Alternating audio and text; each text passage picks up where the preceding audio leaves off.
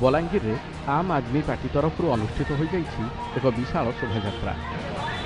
आम आदमी पार्टी नेता अजय दास नेतृत्व में शह शह महिला यह शोभायात्रा सामिल होते। हाथ में बाल्टी और गड़ू धरी महिला माने विक्षोभ प्रदर्शन करते।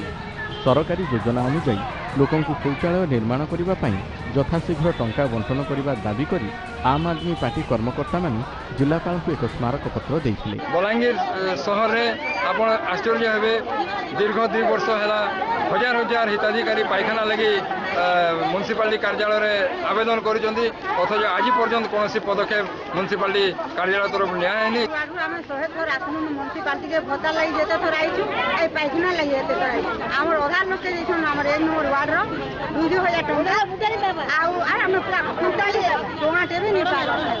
2015, 16, 16, 17 दुईटा आर्थिक वर्ष लगी आम 5498 टार्गेट पाइचु। से टार्गेट भितर 2883 एप्लिकेशन आम रिसीव करूँ। आम सहर में सचेतनता कार्यक्रम करूँ 3 राउंड से कराला एति एप्लिकेशन आम पाइचु। टोटाल 21टा वार्ड रू पालापर आम पाखापाखि 19 एप्लिकेशन को वेरीफाई भी करूँ कर से प्रक्रिया जारी रही। बाकी जेन हिताधिकारी पाखे पहुँची नहीं पारी प्रकृत में पहुँची पारी जिनटा कथा रोचे जे ये जो राशिटा मिलूँ 5300 एवं 8000 दुईटा प्रकार राशि आम एवेलेबल करूँ। से राशिटा हूँ प्रोत्साहन राशि से पायखाना